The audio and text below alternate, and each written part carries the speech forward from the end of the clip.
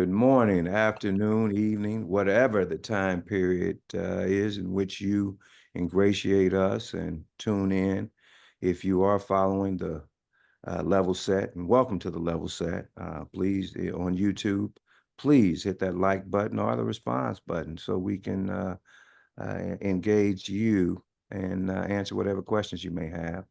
But I am Attorney Larry Fields, and this morning I'm joined by the Dr. Charles Alexander out of Chicago, Illinois, or to be more specific, Homewood, this morning. How are you this morning, Doc? Well, Attorney Fields. Good, good. Well, let's get right into it. We have a couple of different issues. We're going to start on the local level and then work our way to the national level and then work our way to the international level. Almost like some of our forefathers write the date each year. They start with the day, then the month, then the year. So yeah, uh, in looking at the local landscape, we have primaries here in St. Louis. When I say local, I mean I'm being provincial, and I mean St. Louis. We have local races this month that have national impact. Um, one of the races that is being uh, influenced by outside provocateurs that have flooded the city of St. Louis with money is the race for the first congressional district of Missouri, which is in parts of St. Louis City and parts of St. Louis County. And the seat is presently being held by Cori Bush, who has made a name for herself. She served 2 terms. She's currently in her second term, and she is now being primaried by a gentleman, our current prosecutor for the county of St. Louis, Wesley Bell, who made his name via the Mike Brown uprising as one of the individuals that came out of the that uprising, as well as Cori Bush. Cori Bush was on the ground in Ferguson at the time, and I think you can call her a reluctant servant because it was as a result of her leadership and during the Mike Brown uprising that she was catapulted into leadership. At the time, Wesley Bell was a municipal judge and I believe a practicing attorney. And he ran for the office of the St. Louis prosecutor, who was a prosecutor that refused to prosecute the police officer that was involved, and we think to this day liable and guilty for murder of that young precious brother Mike Brown. And with the help of the community and a great deal of organizing, Wesley Bell won that seat as it related to the prosecutor. He did a full investigation, and it appears that he adopted the findings of the former prosecutor, and he too did not prosecute the murderous officer, Darren Wilson, and allegedly murderous officer, Darren Wilson. So, Doc, I want to open it up to any insight that you have into this race and get your opinion on that. Well, I'll start with the obvious. We see now that he's being duly, rewarded for his, his legal judgment as it related to the prosecution of Darren Wilson.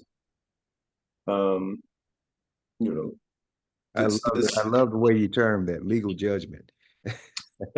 and so we know what's going on in this time. I mean, we saw with the brother in New York, where, and we saw this year we saw with the brother in New York. Bold. Actually, we see it every election cycle, where the Zionist lobby, runs a black candidate or a person of color otherwise against any progressive, any progressive that they deem is, um, sympathetic uh, to the Palestinian cause, to Palestinian liberation. And so we've seen this time and time again.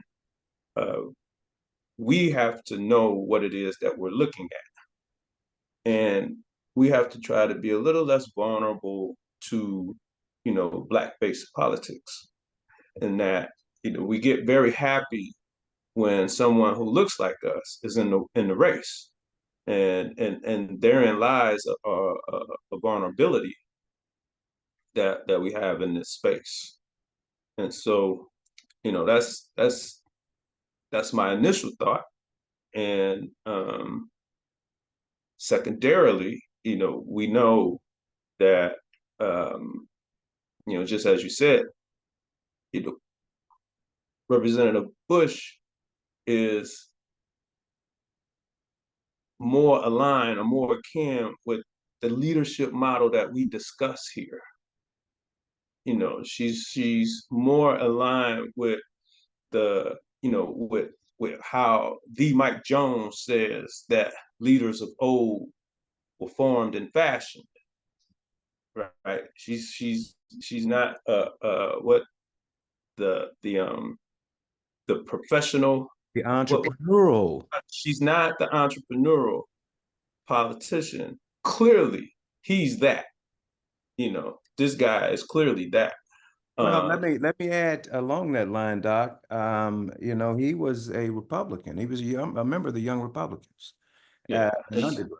So and so I'm not, and you absolutely know better than I. Like, at what point did that become more prominently and commonly known? But we know that, you know, this ain't even a situation where he played both sides against the middle. This was pure, tomfoolery. This was this was a sham from the beginning. He was what he was.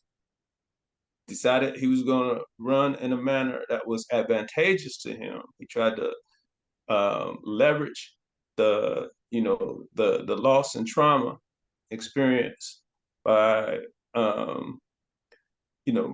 the family, by Brother Brown's family, and the whole uprising. And I'd imagine was relatively successful in doing so, all the while knowing that he was going to pursue the legal remedy that he provided, probably being very well assured that should he do this, it would be in his, you know, his financial future, his immediate and long-term future, and that's kind of where we are now. And so we we just have to be more politically savvy, right? And so we know that this sister is fighting the fight. Um, and we also know that the sister is, vulnerable to other folks who look like us, um, who probably don't believe she the right person for the space. let's stay there Right. 1 second. Let's stay there Mhm. 1 second. I'm glad you brought that up because there are a number of people that are in my immediate sphere that, in fact, are behind Wesley in every aspect of that you could be behind them. They fundraiser. They are reaching out to garner support for him, and they have two main reasons that they say publicly. One is she did not, well, she voted against the infrastructure bill. So,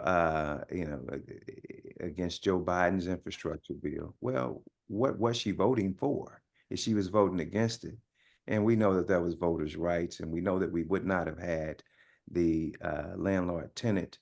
Actually, we know that That's countless when she was camping out on the steps, right? was camping out on the steps.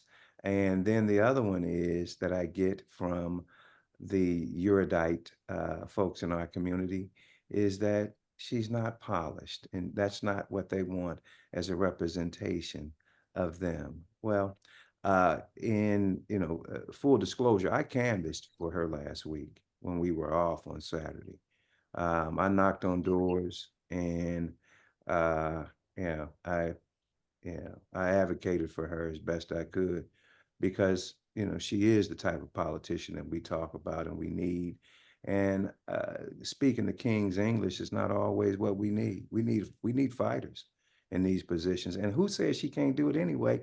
And why in the world are you so far away from your original language that that's all you remember anyway? Instead of you getting up being mad because this is your natural tongue, and you don't, I mean, because this is your adopted tongue and you don't know your natural tongue. I mean, you're trying to beat folks at being who they are. That aren't you. But I'll say less in that regard. So those are the two major issues that they would say publicly. But I'm gonna say something else. A lot of people don't know this, Doc. A whole lot of people don't know this. But sexism is a problem sometimes in our community. A lot of people don't know this. Because we use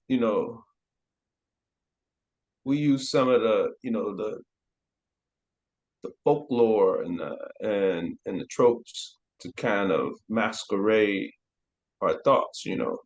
Where would we be without the black woman? Strong black woman. My mama, my granny, my big mama. I always love my mama. So we have all of those things that kind of lay as a backdrop that uh, that really kind of misrepresent the truth. And again, I like a just a glance, in the context of this conversation over the course of history would shed, very, very obvious light. Like it wouldn't even be shedding light, it'd be like the light turned on. And so and we look historically at leadership in our struggle. um, we know that um, there's been the role of sisters have been suppressed, right? And um, so so that it exists. Um, I mean, we can't continue to negate the impact of that. And but we do. We act like it is not so, and then when we do address it, we kind of use it um,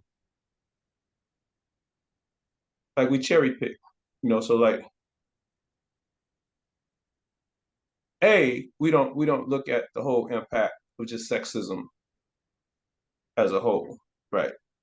So a lot of times our conversation about sexism is when we're concerned. Well, it was kind of in the context of this when we're concerned about a sister. Now, in this particular case, you know, we probably not hearing that conversation and in St. Louis, at least not as it pertains to her. If you hear it in St. Louis, it's pertaining to VP Harris. They just don't want to see a black woman, right? But it's the same dynamic, right? But we're not going, but if we believe that, then we should have the same thoughts about what Cori Bush is facing, right? But that's that's kind of that inherent, classist bias that we also struggle with, which is also historic, right? And so when we look at these things, we need for the people to be, more savvy and and aware of how we got to these places. Um, So for example,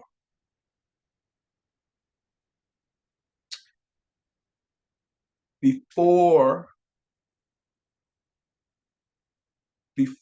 so when we think of the movement, we think of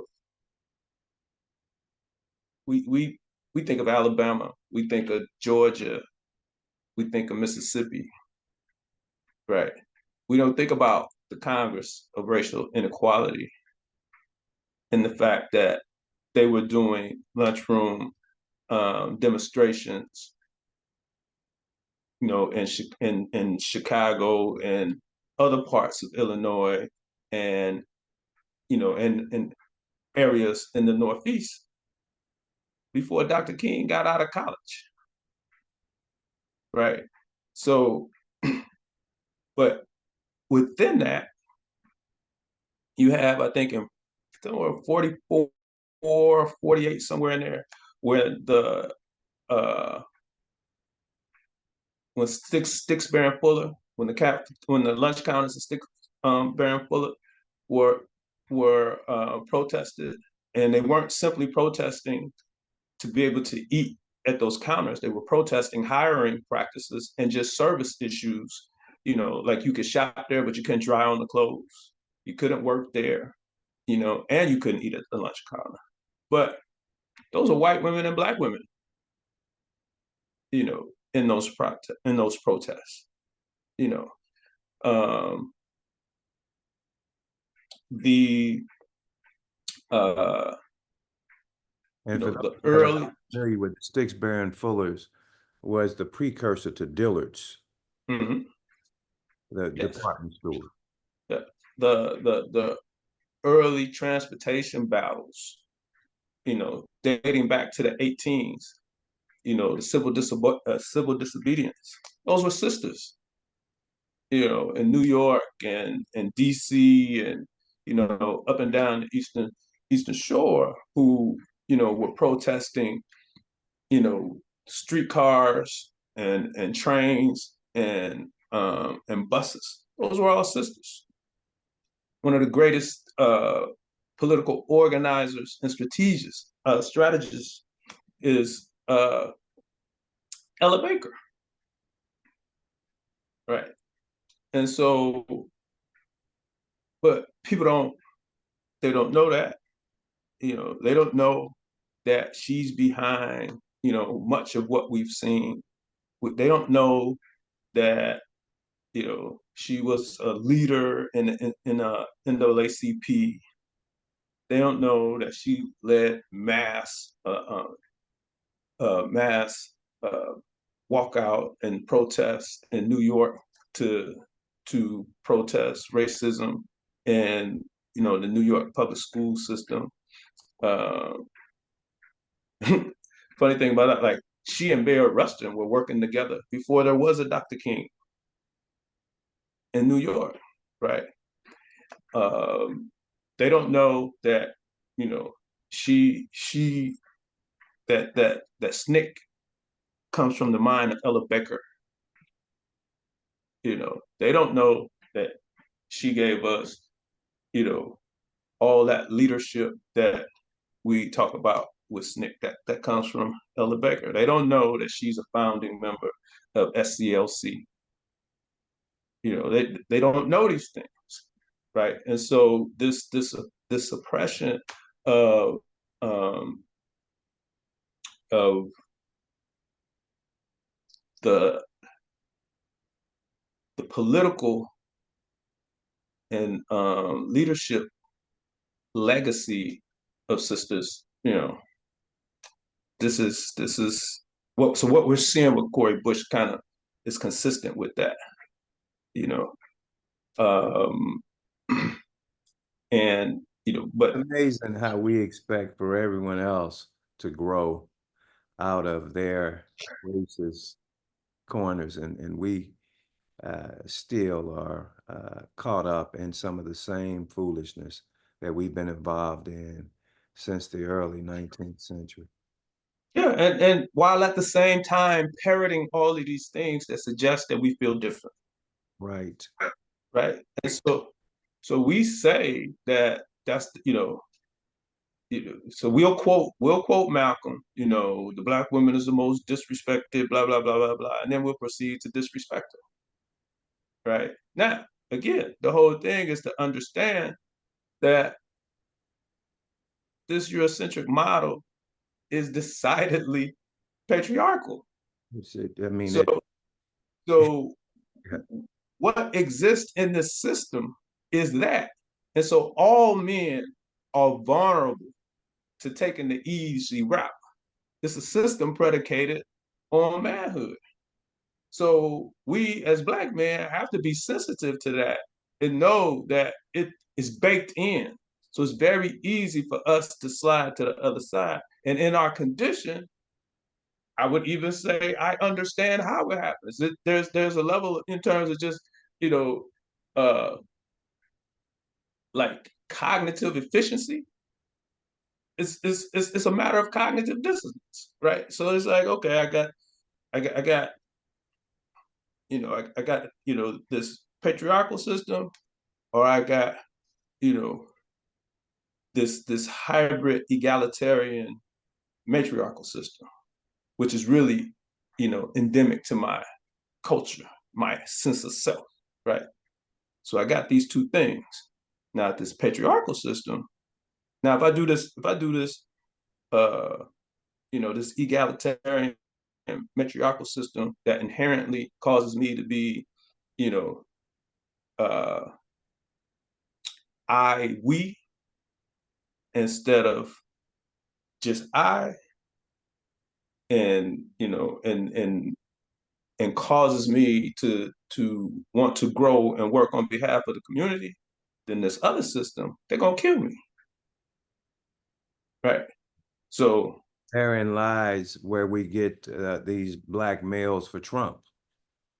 yes, and so then you say, well, I ain't no use to my people if I'm dead, so I might as well go with this thing because then I can help over here on the other side. Stuff has just never really worked out that way, right? It's a very fine line to be able to pick and choose in those kind of ways, and so we choose that patriarchal system that breeds the sexism that we are a part of, and so and and then once you add in these other ideologies, you know, our misinterpretation of Christianity, our misinterpretation of Islam, you know, our misinterpretation of African spirituality in general, we start to believe that, you know, that all of these things are mandating a subordinate place for the woman. Now, for a black man in the United States, there ain't nowhere he can exercise authority other than his presumed thought that he could do so against the black woman. And so there you have it. That's how this thing happens in a nutshell. And so you got X number of folks who's just gonna be boom, this is how it goes. And because it's reinforced, where it's reinforced, so we see it wherever we see it, but folks can also hear it in the church, in the mosque, in the synagogue, in the temple. Some of the same, sexist ideology. That stuff then pours into our everyday life, where the darndest things. It's hard for sisters to be principals. It's hard for sisters to be uh, um, superintendents. It's hard for sisters to be pastors, right? So you still got the denominations that don't want them to be pastors. It's hard for sisters to be imams. It's hard for sisters. Sisters can't be scientists because they're too emotional. All of these stereotypes that impact. And if it Doc, impacts all of those things, I also had, impacts politics. Doc, I had a client, a potential client come to me and we got it worked out, but she was an engineer, Mm-hmm. one of the major healthcare providers. She was as an engineer, she was a project manager. Do you realize that her white male boss told her she was too detailed, She was too skilled. too detailed Oh, as a deep, project deep. manager? Mm-hmm. As a project manager handling billion-dollar construction projects, you're too detailed. Mhm. And so those are the things that happen then, now, and will happen tomorrow. Those are the things. And so that's the type of thing that Cori Bush is also facing. It's that piece that's baked in. And it, the added piece for her is that so she has these external forces fighting against her. Then she has, the class bias, and then she has, you know, then she has the sexism. So this is an exact this is intersectionality, That's correct. right? And so these are all of the forces that kind of come together to, impede her way. Now, what's the remedy? Us, in every sense of the word, right? And so the black men, black women coming together to come to her defense and say, clearly, Wesley Bell is not in our interests. How do we know?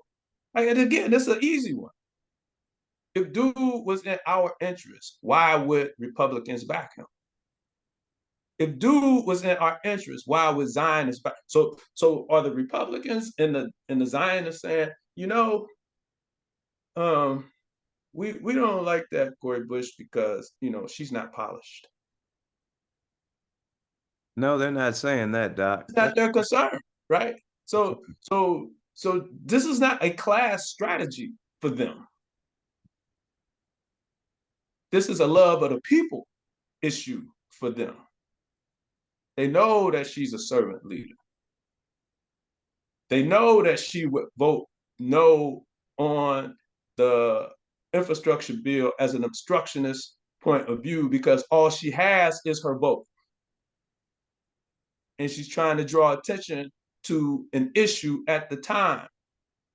And Now lo you and can behold, certainly argue if you feel like arguing the merits of that, like, which comes first, so be it. But you can't have that conversation out of context. She's saying if you don't do this, I ain't doing that. Right? Which is political. That's that's the imagine nature of that. peace. Imagine someone saying that in a political realm. Unless Correct. I get this, you do that. And another thing, as I'm listening to you, Doc, they've got to be terrified that if she emerges into the leadership rank of the Black Caucus, the Black Caucus may get some of these silly ideas in their head and become obstructionists and realize their power and become almost what Joe Manchin has become in opposite. Right. What? About 5 people live in West Virginia, and that and that joker be holding up Congress. Right. Right. Right. Yeah, and so that's what she's up against. But we're the remedy. We're the cavalry. That's correct. We have to vote our interests, and so that becomes the other thing that we can't fall for the advertisements. There's a reason in a very you know well known and understood reason why Wesley Bell is able to have the ad campaigns that he has is that he's sponsored from outside forces. And what I mean outside of the community. Right. And I'm not saying that you can't get no money from outside of the community. I am saying that you can't get money from the Republicans and from the Zionist Pact. You If know, that's where your money come from, then that is necessarily who you're beholden to. that's Now, if we correct. can't understand that, we get what we get. I mean, I had a conversation with some guys that were having a fundraiser for Wesley Bell, and I let them know that I was like, well, the little money that you're giving is redundant, and the You just trying to position yourself when you get that money. if you position yourself, you still are going to be subject to that pack that is bought. Now, this man was in the senatorial race now.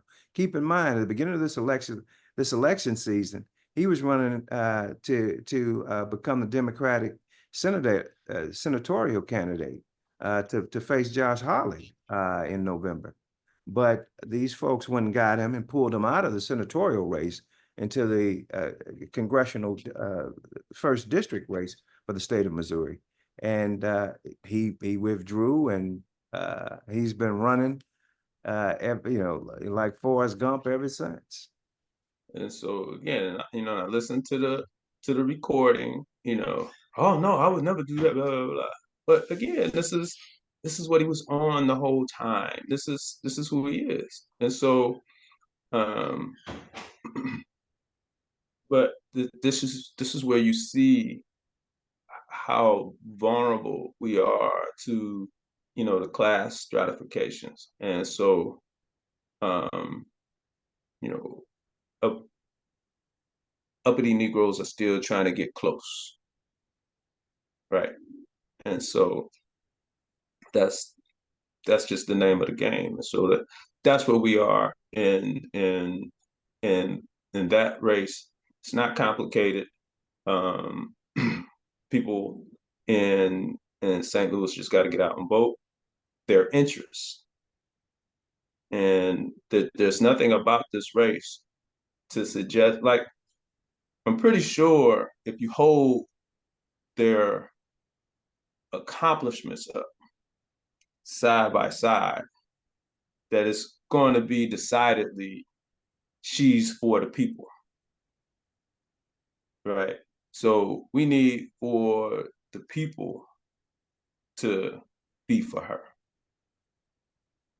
That is always the offset against corporate money, oligarchs, and tyrannical governments. The people. It's not going to be the Yep.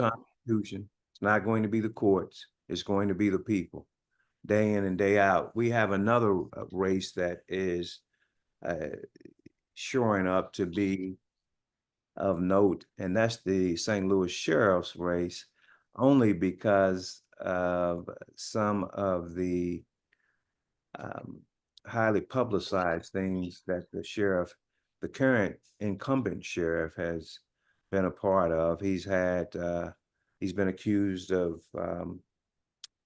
uh, racial discrimination against black folks, despite the fact that he's black. He's been accused of some They mal. got him on tape on some of that stuff, don't they? They have him on tape. That's correct. They In certainly terms of statements that he's made about other black folks and what he about would other do. black And that, folks, yeah. and certainly First Amendment violations with respect to one's ability to be associated or not associated with one based on their political proclivities. Um, and I think that one of the gentlemen, I think his major contender, um, was a former employee in that office that Hmm. against him. I always love to see those battles. And it's coming down to the wire. Now, with respect to Cori Bush versus Wesley Bell, if you believe the polls, and I do not, because like I said, I canvassed last week. And of course, you want to political campaigns have you canvass in areas to get the vote out where they have had a fairly decent showing in the past. But I can tell you the vast majority of folks that I spoke to were insulted that Wesley Bell was in the race. Um, and you know, I ran out of yard signs. Yard signs that I had. I had the yard signs specifically so folks would know why I'm there, and that I wasn't just someone walking up and down the street soliciting things. But every time I walk a few feet, folks were coming out that weren't even on my list. Hey, go ahead and throw that yard sign right there. So I hope that that does translate to feet into the polls. But Hmm. based on these polls, and I'm not sure who they're polling, Wesley Bell was up by 4 points last week, but there's been a strong ad campaign within the last week or so by Representative Bush, and one of her contributors is Kyrie Irving. Uh, Kyrie Irving is given, and I don't know the exact dollar amount that he's provided, but he has contributed to her campaign. Um, And and so that becomes the other thing. It's not like we don't have, you know, we don't have this donor class, right? We have a donor class. Now the issue is how many Kyrie Irvings are there, right? How many in our donor class are progressives versus, you know, Negroes trying to get close to, right?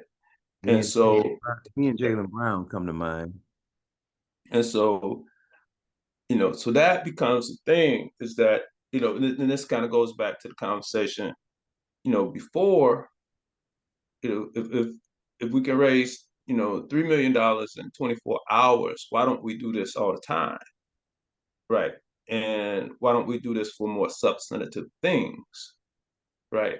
And I'm not saying that, funding the vice president's campaign isn't substantive. I'm saying that there are things that occur every day, not every 4 years.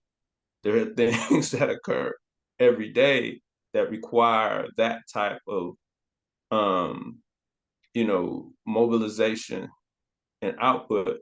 And for me, given the number of people who are on the calls, that 3 million that's a small number to me. That's a very small number. And so we was patting ourselves on the back, Yeah, that's a very but small. it was upwards of what 70,000 people on those two Zoom calls, right? That's correct. And so we in that 65 to 70,000 space, and we come out of that with 3 million. That lets you know that there was still a bunch of folks who didn't give at all, who were on the Zoom call, right? And Correct. so, all clapping, talking about I was there, but what you do, right? Because for you know VP Harris, this is how she got into that madness last time. Everybody was yes sister, but they wasn't giving her no money, Hmm. right? And and so eventually, she had to bow out, blah blah blah, and so this is where we are now, and so um, so she's got a significant war chest, and she could go, but we need that kind of dedication to the fight to fund candidates up and down the ticket, right? And so, that's what we have to do. We somewhere in this thing, I think we forgot that we got to fund the revolution, right? And that's the other thing, when um, some folks think I lack faith. Some folks think a cynic. They might be more correct on the latter point that I'm a cynic, but it's not because I lack faith. And Black folks, I'm just a student of history, and I know that we're not consistently good with funding the revolution. And part of the reason why we're not good with funding the revolution, and I don't mean that just from a monetary sense, I mean that from uh, I mean that from establishing and maintaining alliances that will, part of the revolution means that the people get to eat, right? Part of the revolution means that people get to read, right? We don't have no external relationships. And so you got all these Negroes running around talking about, what we'll do when again, It's very easy to shut down the Negro Revolution. Just shut down 270. It's a wrap. You don't even have to Shut do down. that. You can shut the water down. I mean, you shut down you shut down any of the utilities. But I was just saying, if you shut down, so you shut down the utilities and you shut down 270, we starve. The Right. major the majority of the black population of St. Louis lives inside of 270. You know, the majority of the black population in the Chicago metropolitan area lives inside of 294. The majority of the black population in Atlanta probably lives inside the perimeter. And so you shut down, and it's designed that way. That's a part of, you know, housing, the housing discrimination of the 30s and 40s and 50s. That's why suburbs was built to start with. That's why they vacated the urban core and left us there, right? Now, in some places, the only reason you might have some some hope or glimmer, some glimmer of hope is, this becomes that that space where, the dreaded uh um gentrification, you know, becomes your friend. Because with those white folks coming back into the city comes resources that wouldn't come to the city otherwise. Now, they could certainly be sacrificed should there be a revolution. So not even them will be able to save you. But we're not we're not really, I mean, our international interests really kind of center around the Olympics and leisure travel.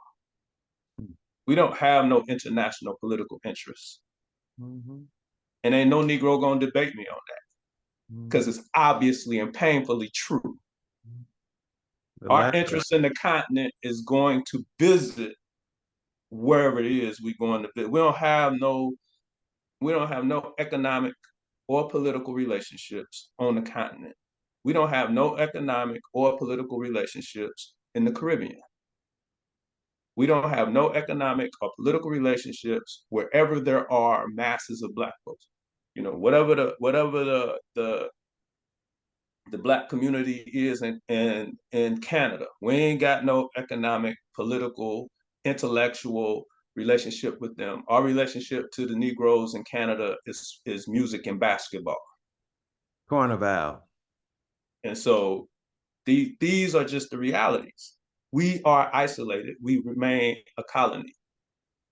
And so, what's my man from Jersey? In America, black is a country, right? Is that, and so we we we are we're an isolated colony at worst, and a protectorate at best, right? And so, but we've done that to ourselves because, historically we've been more than willing to line up with the Wesley Bells of the world who are just trying to be close and have encouraged us, from leadership positions to say no at state, at local, state, national, and international levels to progressive relationships with people who look like us. And so that's how we kind of find ourselves in these positions, and that's how we find ourselves in a fight in St. Louis between Cori Bush. Literally, this is a fight between Cori Bush and the rest of the world. That's correct. But right along those lines, now we may get back to the sheriff's race, but your segue into this international um, pickle that we find ourselves in, dovetails directly into the fact that it was on the 1st of August, 1914, that the Universal Improvement and Negro Conservation Association and African Communities League, an organization for the betterment of Africans, was founded by one Marcus Mosiah Garvey. We are not sure when the C was dropped and it became the UNIA, the Universal Negro Improvement Association. But the timely, as we on the 3rd of August, the organization was founded on the 1st, and that was back in 1914. And the sole theme, if you would, unlike what we've been miseducated about, was the do for self concept. That's what this was all about. And we have been, once again, bamboozled with respect to what Marcus Garvey, General Garvey, or the UNIA accomplished and was doing, and the fallout from what occurred.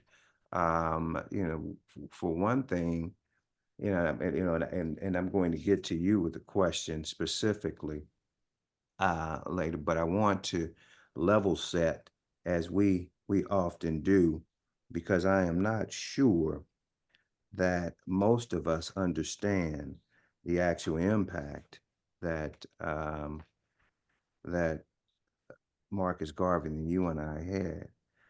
The Garvey movement, and I'm going to read from the African-Centered Consciousness versus the New World Order, Garveyism in the Age of Globalism. This is by Amos N. Wilson. But Went to Morehouse, right? when you say frat, what do you mean? I said he went to Morehouse, right? Yes, he did. He's Yes, a he did. Morehouse man, right? That's correct. Yes, he That did. is correct. That is correct. Correct. Yes, he did. And guess who he took to prom? Who? Um, uh, Francis. I think her first name was Dr. Francis something. They were from the same town. Francis who? Yes, Francis Wilson. They went to high school together? They're from the same town. He either took her or his sister. I can't remember right now. I'm gonna have to go back and look. He's But from Chicago. She's from Chicago. He's from Chicago. yeah, no, he's from Mississippi. I think he took her sister or something. I'm going to I go mean, back. not that that rules it totally out. I'm just saying, not Yeah, that it rules out prom. I was just yeah, saying, it's I'd my be understanding. surprised if they went to the same high school unless he was here. They are from here. They're from Chicago.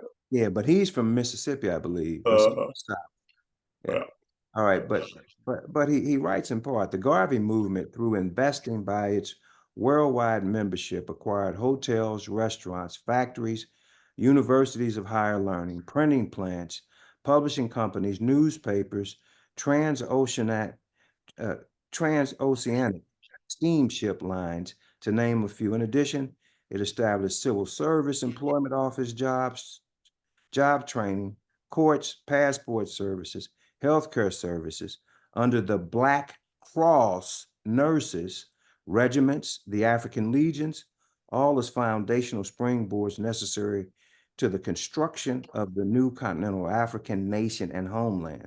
The UNIA, in fact, entered into negotiations and even sent supplies to the emerging Republic of Liberia, West Africa, as the beachhead for the establishing of the Pan-African vision on the continent, only to be thwarted by a coalition of Firestone Rubber Company and US governmental pressures on the Liberian government. I also want to add that they had over 6 million members worldwide, worldwide. worldwide. Hmm. And they had 30 chapters in the United States. Um, so, this directly speaks to what you talked about, the lack of connectivity to anywhere outside of the United States is solely our fault. But I will add this. I will add this. Um, just as we have talked earlier today with respect to, um, which really amounts to respectability politics with respect to Cori Bush. You have individuals that want to present a certain way to their, let's just call them their oppressors, or their colonizers, and they're ashamed when you present and offend them. We have the same thing. Uh, Mhm. the and I'm going to go right back to this writing. Uh, Instead, let me go up. All that was needed was the considerable scientific, technical, intellectual, economic, and political talents possessed by the African American elite to bring added expertise and discipline to strengthen the organizational infrastructure of the UNIA. Instead, goaded by fear and envy, the myopic race leaders, spearheaded by the NAACP, chose to mount a Garvey must go campaign that allied with relentless pressure on the part of the US government and J. Edgar Hoover's surveillance of Garvey and top UNIA officers. The fault, dear Brutus, lies not in the stars, but in ourselves, that we are underlings. As a result of these actions, Garvey was specifically charged with using the mail to defraud by selling worthless stock in the Black Star Line, the UNIA steamship company. The government produced only one intimidated witness with a tremendously flawed memory and an empty envelope as proof of a $5 stock purchase. Julian Mack, an NAACP member, was the judge in this case.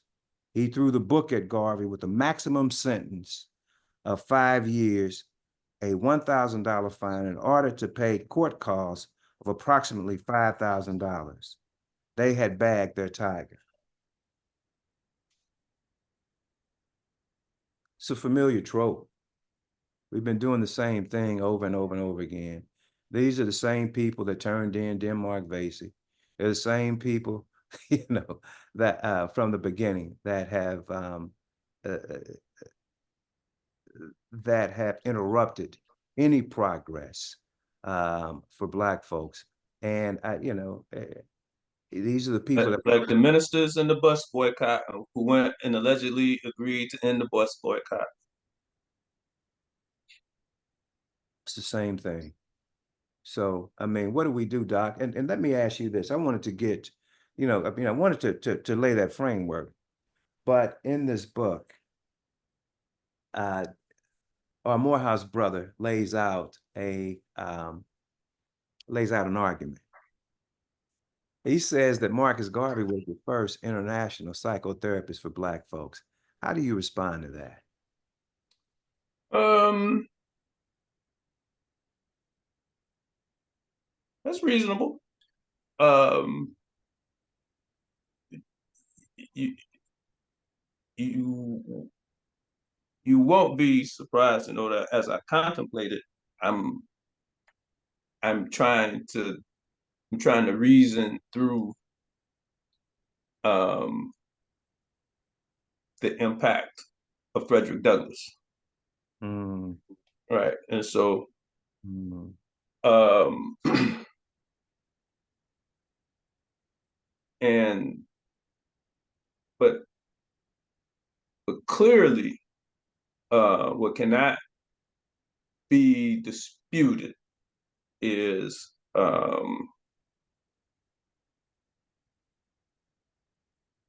Garvey's intentional and consistent and pervasive um,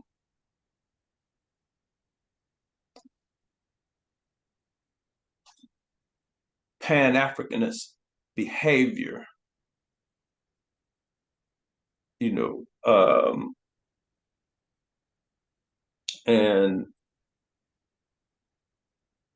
that, I mean, so, whether he's the first, whatever that number is, you just can't argue the what you can't argue is impact. and Right. let me reframe the question because I added first, but and that was wrong. But as when you and I think this Dr. Wilson couched it in terms of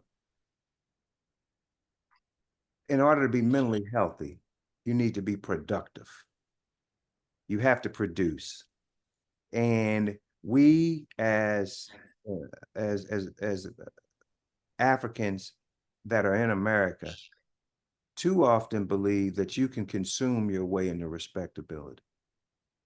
We think that we can buy our way, Agreed. you know, Agreed. we do that, yet and still, and it's not just us. This country's about this Well, country's that's what, yes, that's what it means to be here. yeah, This is the United States is a flea market, and so it's that's just the nature of things. We got to do, we got to do a better job of figuring that out. Now we even figured out quite a bit. That there's a whole bunch of stuff that we're good at, but um, nation building for ourselves, not so much. But we're very good at supporting this thing. Um, we're struggling with supporting ourselves in this thing.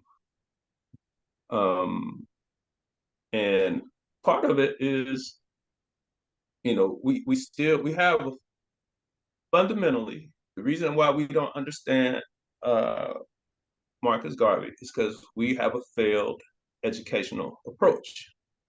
And our educational approach dictates that we think that they are going to teach us about us for us. That's not going to happen. And so when we're talking about Garvey, a couple of things that we got to know. All them people who wouldn't vote for Cori Bush wouldn't vote for Marcus Garvey. They the same people, right? Same people. Except for back then, they would have been saying, I ain't going to Africa, and right? that wasn't even his intent in the first And place. so, if you read Garvey, he will say, what Back to Africa is about. If you read Garvey, if you know that there's any African proclamations at all, it's about Africa for the African. And it's a fight in response to the colonization by the European powers and the hidden hand of the United States in its impact on the African continent and Africans in the diaspora, particularly in the Caribbean and Central and South America. But of course, you got to read, right? Now, we just can't keep saying, well, they ain't even teach us that. Well, why would they? Why would they? Why would they give you the gun to shoot them? And so that's really a main issue. Other issue is we go back to the Negro Convention of 1830. I'm sure those first immigration was always an option. We were always exploring and finding ways to leave this place. And so this misnomer that he came and brought this back to Africa thing, to, Black folks in the United States is just historically inaccurate, right? And so, just as an example, Blyden, whose birthday it is today, he left. He went to Liberia. We know Martin Delaney left. Paul Cuffey left. Ruggles went to Canada. Who was the first one? Who was the first one that you said, Doc?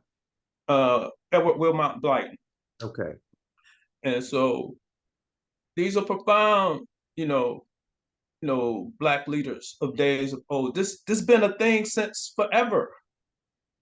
So so so one is just that misnomer and the fact that has, that they shrunk the international impact you know, to Marcus Garvey's failed Back to Africa scheme, right?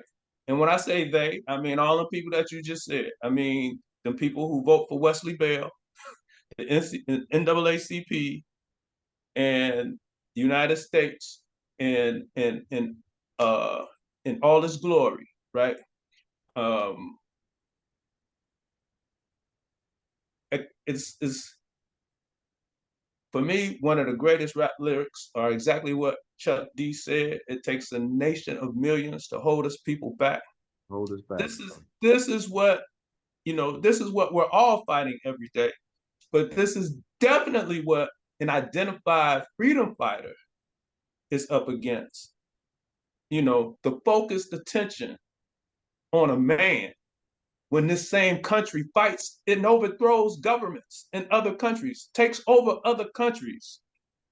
The United States, intelligence and military can destroy any single entity that exists in the United States. It overthrows governments. It cannot be miraculous that it brought down Garvey. It's the United States. This is what they do. They was doing that then. Espionage, whatever regime change.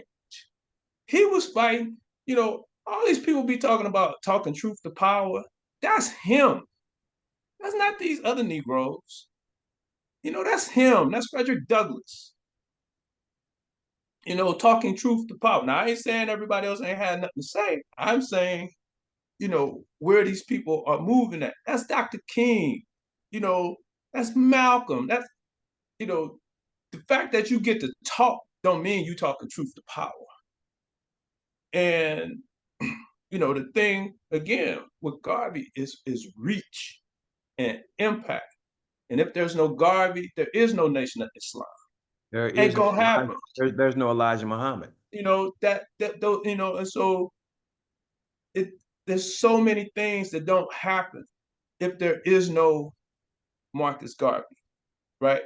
But we have to understand that, even that thing that they try to say is the worst thing, and kind of condense, because even let's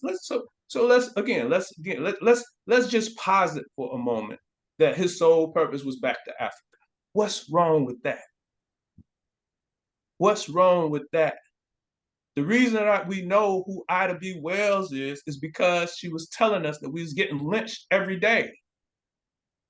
So we accuse him of being a separatist in a legally segregated society.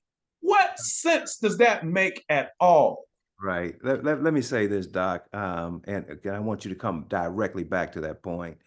Let's clear up what Back to Africa meant from Marcus Garvey. And I can tell you that I did the research on this 30 years ago. The UNIA had several volumes, and it spelled out specifically. And I did a thesis paper on it. And what Marcus, and I don't even feel proper calling him by his first name. Call him the Honorable. The Honorable Marcus Garvey did was stated that he wanted to do the exact same thing that the Italians have done and the Chinese have done. You cannot go to any major city in the United States and not find a Chinatown. You can't go to any major city in the United States and find a Little Italy. He said there should be a little Africa or a big Africa in every state in the United States where there are Black people. And we should be trading with the continent of Africa and the Caribbean. We should have the wares there. We should have the food there. We should have the textiles. We should have the music. All of those things to create a global economy for Black folks. That was the Back to Africa mode. And the UNIA. It's a conceptual framework. It was a conceptual framework, and the UNIA journals even had the dimensions and the blueprints for the ships that he wanted to create for the cargo. He was doing what Amazon, he envisioned doing what Amazon is doing now. He envisioned that back, so this notion, we've allowed this man's entire life to be hijacked by individuals and to be sanitized. We've got to stop doing that. But Martin Luther King, the least thing he ever said was, "I have a dream." Go and read some of those things. But Just go read the speech. I mean, you talking about Dr. King, so you yeah, yeah. run around talking about you got a drink. Go read the speech, Go read the or speech. or you can listen to it as delivered. The month before in Detroit. Right, You right, know, the one right. the one that Reverend uh uh Seal Franklin had pressed into an album that existed before the March on Washington. Even existed. Same same And speech, and same and speech. and the same with Marcus Garvey. Do not sanitize him and reduce him to something smaller than a postage stamp. Period. Yes. And so, but that's our fault. It is our You know, fault. that is our fault. Um, just very, very, very simple things. It's like Garvey came here. Do you know why he was coming here initially, Doc? He You was do coming here initially to go see Booker T. Washington. book. That's why nobody likes you but me.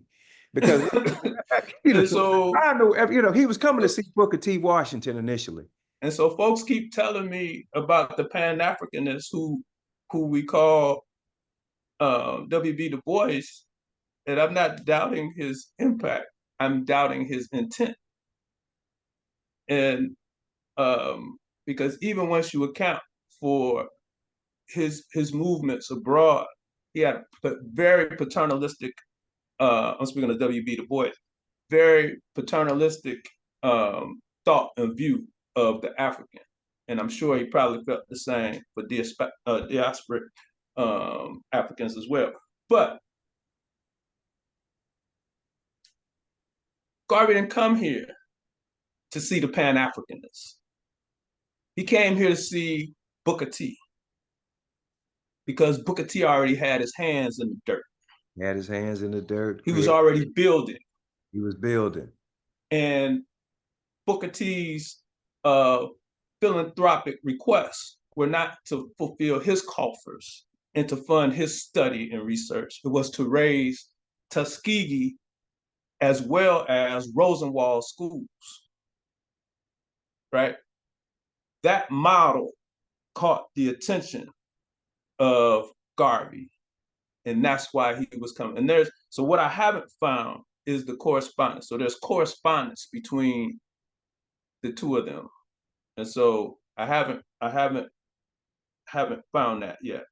Um, but and then just another quick side note. Well, what I have found and what I have read is the ongoing correspondence between Booker T and W.B. Du Bois, and we can delve more in depth on that at another time. But that's a whole nother thing that we don't understand, and that we still today. If we go somewhere today, you go somewhere today, I go somewhere today, we're gonna find at least one Negro talking about, well, who was right, Booker T or WB, having no idea about the nature of that conversation, the history of the conversation, history of the relationship, and so on and so on. Let me ask But you this, Doc. again, Let me that ask is our fault. let me ask you this, Doc.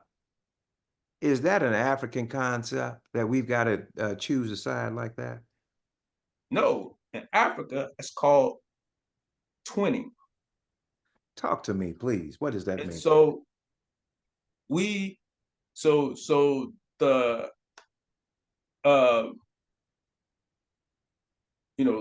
throughout, so whether you're talking about the the Egyptian high culture, or anything on the West Coast, anything in Central, anything in South Africa, there's a concept that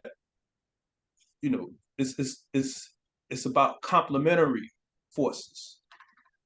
It gets down really easily just to the basics of life. You got to have a feminine and a masculine piece to produce, right? So you got to have these complementary parts, right? And so we exist, like in day, we exist in that reality. And in fact, it is that physical reality that that philosophical premise comes, that there is light and day, that there is wet and dry, that there is hot and cold, that these are the things that are necessary in order for life to exist, right? And to produce and to survive and thrive. And so these things aren't necessarily, these things don't have to be adversarial. They could certainly exist, you know, they can call it, there's They're complementary. the complementary principles, and they also, are fundamental or manifestations for our understanding of universal justice, i.e., ma'at. So harmony and balance, harmony, order, and balance requires this force and that force. Because if you only got this force, you're necessarily out of balance. Scales tip to this direction. And in the And words so, of my late mother-in-law, Geraldine Johnson, if two of us agree on the same thing, one of us is unnecessary. and so, so the thing is figuring out all the nuances of the discussion, right? And so the problem in this discussion with W.B. Du Bois and the NAACP is they turn state's evidence. Walter White, W.B. Du Bois, other members of the NAACP assisted the federal government in bringing down um, Garvey. But you got to read to know that, right? And so all of this stuff, there's nothing really different other than the magnitude, the scope and magnitude of his movement, for Garvey, from what we have been seeing otherwise. This fight with the United States government, right? The United States government efforts to poison all his international works, you know, United States government's efforts to upend his efforts in Liberia and other West Coast and other West African uh, Relationships. West African nations. This this this wasn't simply people just deciding not to work with Marcus Garvey. This was the United States government, you know, in impacting all of these situations, with Europe and France and whoever else would listen to them, right? And so we believe that he had this cockamamie plan to move all Black folks to Africa. And in so doing, he bought a bunch of raggedy boats and defrauded the people and went to jail for mail fraud. No, what this was espionage. This was regime change. That's this this is what the United States does. And we have to stop looking at these things as one-offs. Right. Every time this happens, we just think this is a thing as opposed to the consistency with which it happens. And the this, like, even now, our understanding of police shootings, every major riot in the 60s occurred because of a police shooting or police brutality otherwise. This ain't a function of today. Today is the manifestation of that tension from before.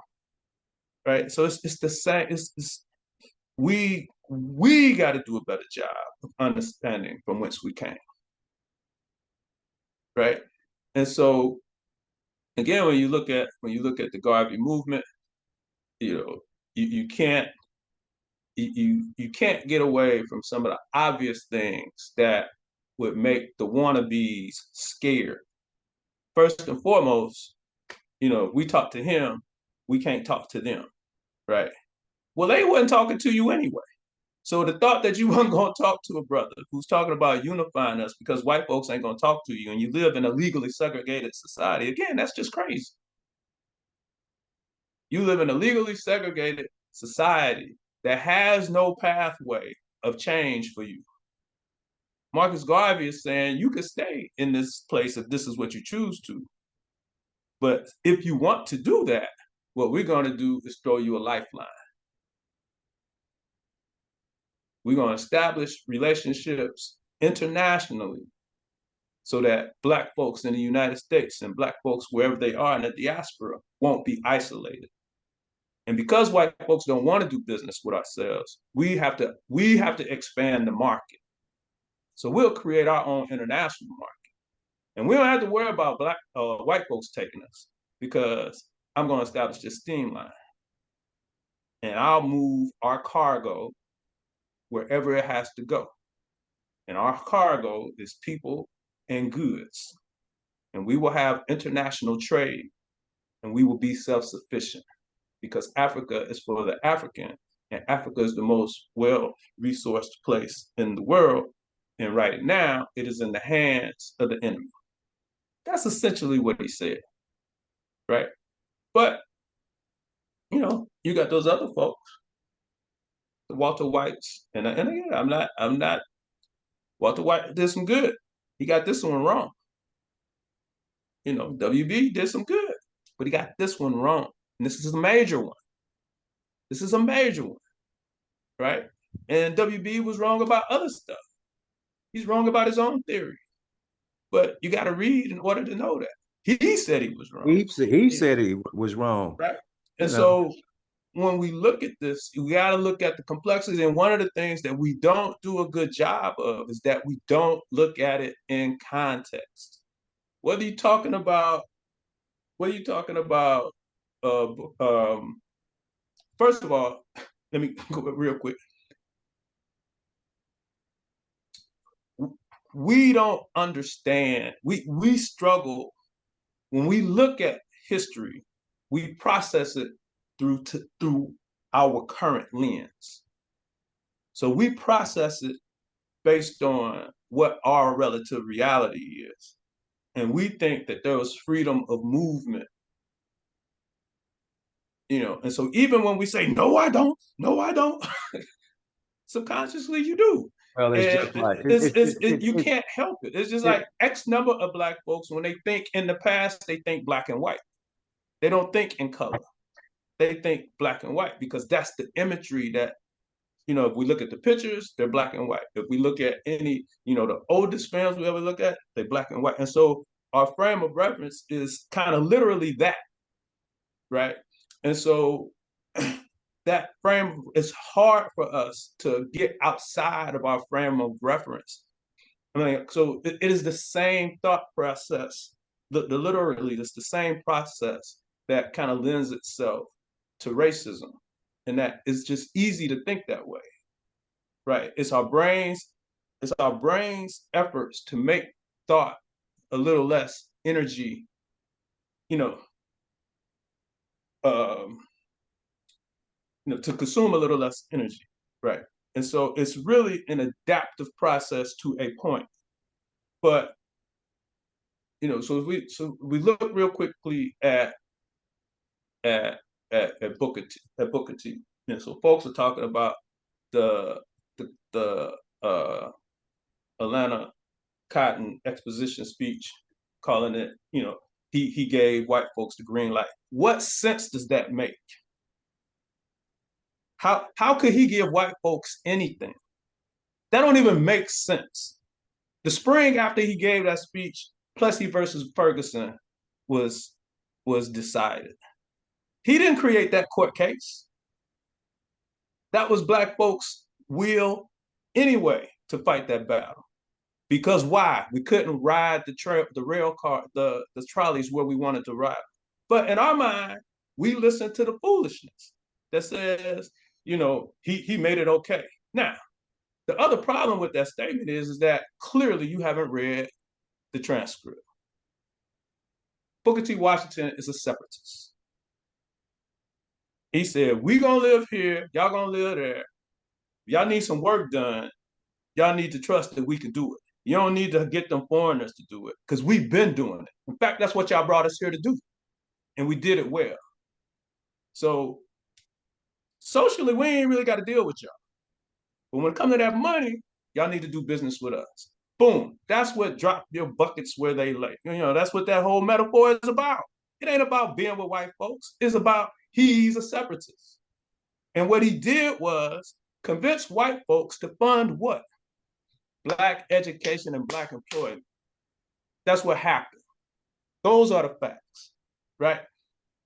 So because we don't understand the context in which he was speaking, we struggle with conceptualizing what he did, how he did it, when he did it, and why he did it. We don't understand that he was behind, but he put the financial backing behind many of those court cases that were going on for you know the early court cases on Black juries and blacks on Black voting rights and blacks being able to sit on juries.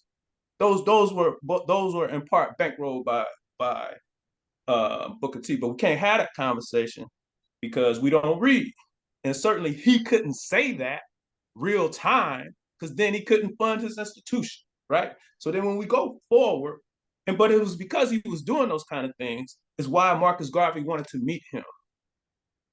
And so then we fast forward to Garvey, and we're trying to negotiate in our minds, well, who would want to live in Africa? Well, we had been wanting to live in Africa since we had been brought out of Africa. He didn't bring the Back to Africa movement to the United States. If you take some time and you read the Color Convention Project, it will tell you that that's an ongoing agenda item. It needs to be an agenda item now. How do we have relations with diasporic Africans? More important now than Beyond, ever. More important now than beyond, ever. yeah. And now if you're a travel agent and you stuff, I'm good with that. If you got a bed and breakfast, I'm good with that. But for the masses of us, our relationships with these other places got to be beyond just travel for fun. Now, if you can work some travel and commerce in there, then great.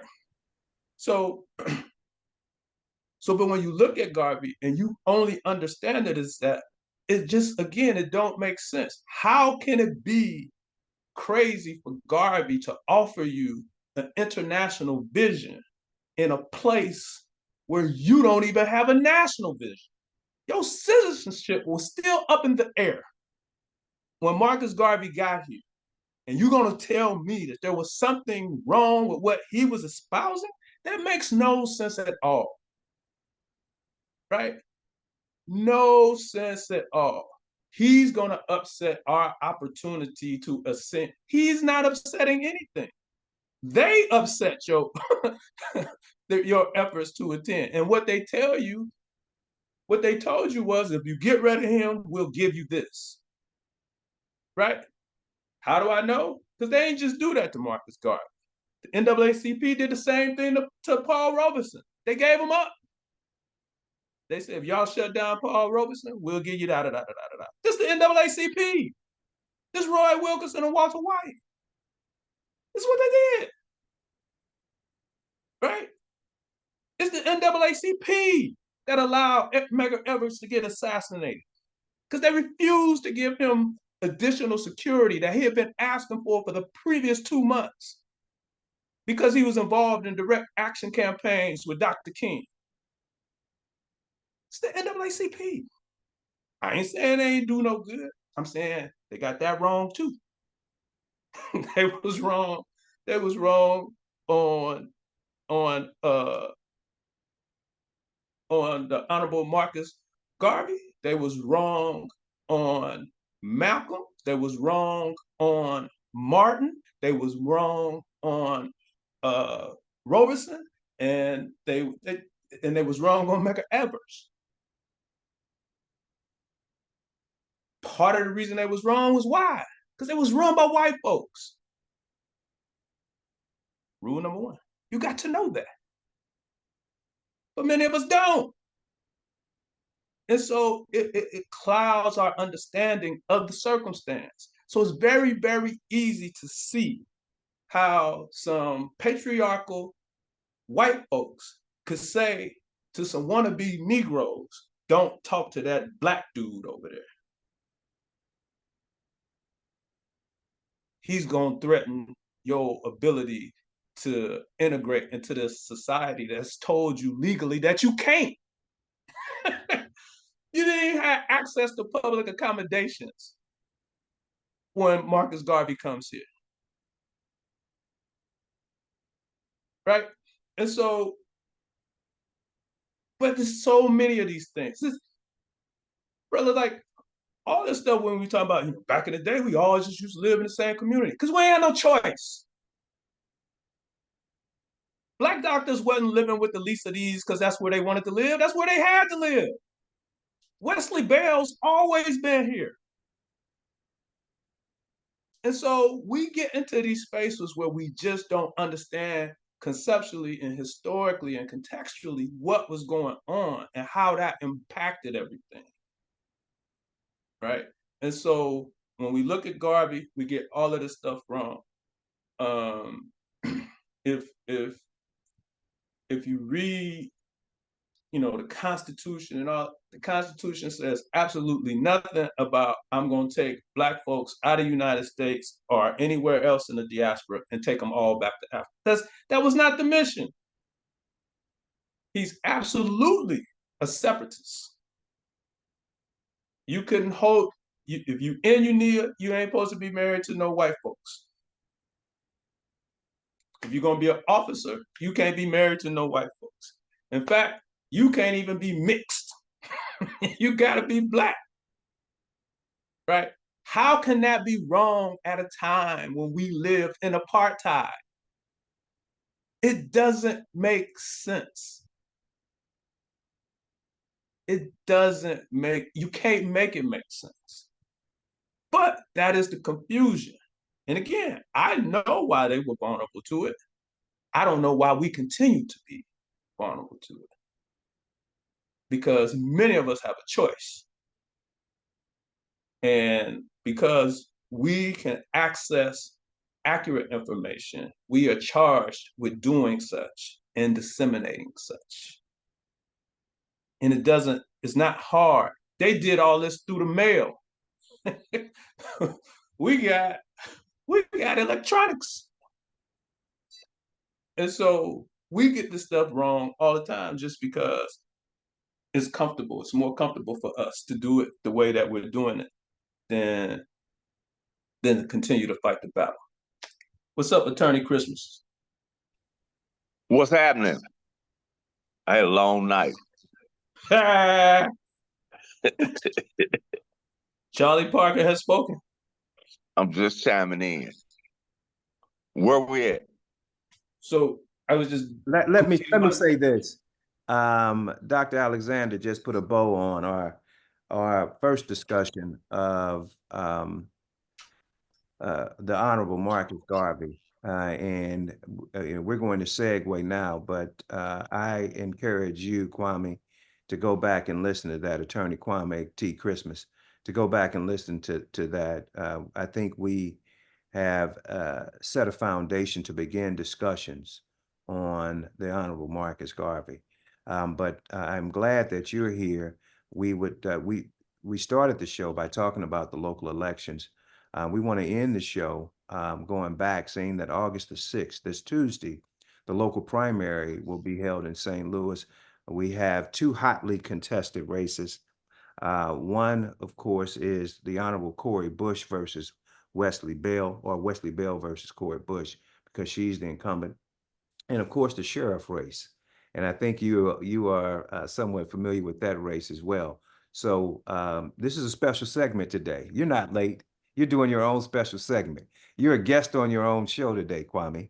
So we'd like to get your take on those two things, and we're going to close out because they have, certainly the Honorable Cori Bush's race has international implications.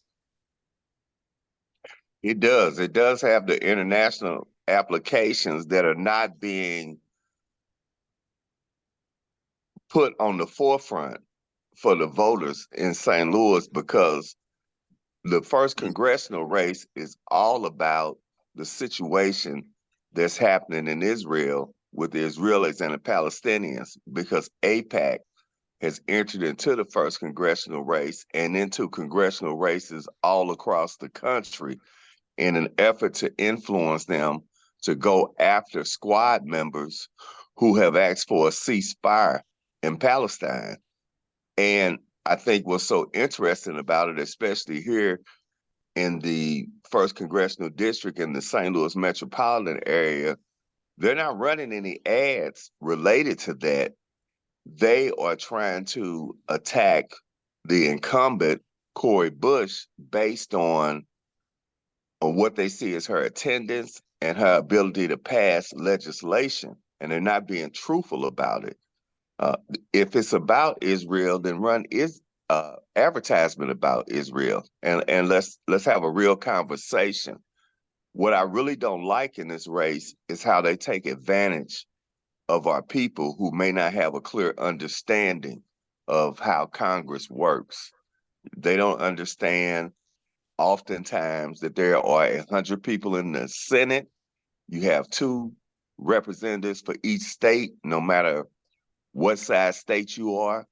Senators run every 6 years. Congress people run every 2 years. The House of Representatives is meant to be, what I say that every 2 years, I mean the House of Representatives versus the Senate. The House of Representatives is meant to be a closer body to the people. You have 435 members in the House split up into districts throughout the states.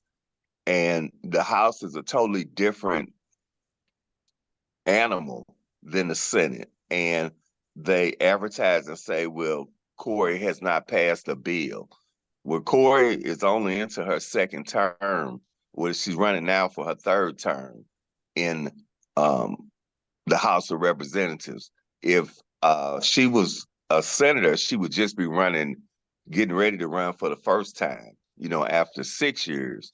But now she's running on her third term, and that means that she's just starting to gain any type of seniority uh, in the House, which is still minimal. And Cori has signed on to many bills that have passed in the House, but her actually just coming right in the House and leading and passing bills in the House is a difficult thing for a freshman member of the House of Representatives when it's 435 in the House. And Cori's third day in the House was the insurrection. That was her third day in the House. She was still trying to learn her way around the House, still trying to learn where the bathrooms were, still trying to learn which quarters to go down. That was her third day in the House. As a matter of fact, there were only two offices that didn't have panic buttons at the time when the insurrection happened. Her office happened to be one of them because she was brand new. She was barricaded in her office for 6 hours without a panic button or any way to communicate like the other members of the House, because she was such a freshman member of the House of Representatives. That's why she said, we bang into the end if they come in here. You understand? And it was Cori who, when they wanted to put the homeless on the street, which would have meant 7,000 people in St. Louis metropolitan area in her district would have been on the street, not to mention all the people across the country, but 7,000 would have been on the street. And we talk about the unhoused population that we have currently right now. Just imagine if we had an influx of 7,000 hit the streets at one time in the first congressional district, primarily in the St. Louis city area, how overwhelming that would have been. And Congress had decided they weren't going to do anything. And Cori walked out of the building And before she could get down the steps, she decided, I'm going to stay right here. I'm not going to go anywhere. I'm going to do what I learned to do in Ferguson, is stand. And what did she do? She slept on those steps for 4 days, 4.5 days. And after 4.5 days, President Biden, Nancy Pelosi, Jack, Josh Hawley. Hakeem Jeffries, Hakeem Jeffries, Josh Hawley. Oh, I'm sorry. I'm not Josh Howley, I'm sorry. Hakeem Jeffries, and Senate leaders, they all came together and they made something happen. So as one single person, she saved homeless people all across the nation, including her district. Wesley Bell will never lay down on the ground for you. It's not going to happen. And Hill Harper was just on the Breakfast Club breaking down how they brought the deal to him in Michigan and asked him, AIPAC, asked him to leave the Senate race and come to the House race. And he refused to do it. And he talked about how they believe that we are all just for sale, that we are all just for sale. And that's what's happening in this campaign. Bell is just for sale, and they're sending them a message trying to see if they can come in and just buy out these elections all across the country. And we have to stand up. You can vote today in some places. Some public libraries today you can vote. You can still do early voting on Monday. I've already voted. I voted early last week. Our new position should be, if you voting on election day, you voting too late, because you have opportunities to vote, and we need to get in early. We need to bank our votes, because we know the times that we live in now. Anything could be happening on election day. Over the last 4 weeks, we've seen 5 years of politics in the last 4 weeks. So we are very well aware, both man-made and natural. Anything can happen between now and Tuesday. So vote early and vote often, That's and vote for Bush for the first congressional district. Then I'm gonna move to the city with go ahead. Make a comment. no. You are on a roll. Go ahead. Keep going. Keep going, baby. I'm gonna move to the city with the sheriff's race with Alfred Montgomery and Vernon Betts. You know, Vernon Betts has been a total failure with the training, with the representation, and with the professionalism of the sheriff's office. You know, his inability to be enabled to treat his employees on a professional basis, to talk to individuals on a professional basis, is extremely embarrassing to our community. We need a competent sheriff in the city of St. Louis that, one, knows how to run the sheriff's office, knows how to properly administer people, and to properly protect the courts. And right now, we don't have that at all in Vernon Betts. We have someone who is walking around St. Louis as if he is the town joker, and that he is the one that is in charge of the entire city. He even claims that he is responsible for the mayor being elected. And, you know, in all actuality, all he is someone who is, he reminds me of, I'm trying to think of the character in the movie Django, that Samuel Jackson played. Stephen. But I thought you were gonna say Otis from Martin. He could be Otis from Martin or Stephen. But that's the persona that he walks around with, and those are the things and the actions that he does.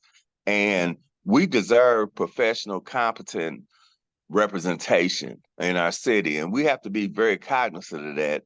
And we have to be very cognizant in our community about the people that we put forward to represent us, because it's a reflection of our community. And it's a reflection of where we are in maturity. It's a reflection of where we are in intelligence. And it's a reflection of where we are in capability. And he does not meet any of those standards. And that's why it is incumbent, especially when we talk about the sheriff's office and the dealings that that office has with the courts, and the dealings that that office has with the individuals that they're in charge with. And we've seen multiple times how people have been mistreated by that department, even in the transportation from the city jail to the courthouse. And the majority of those people are our people. Let's just be frank. When we go down to the courthouse for individuals confined that are being transported and being handled from the courts back and forth to the Justice Center, at least 85% of those people are African-American Black people that we're dealing with, that are not getting the respect that they deserve from the sheriff at all. His employees are not getting the training that they deserve,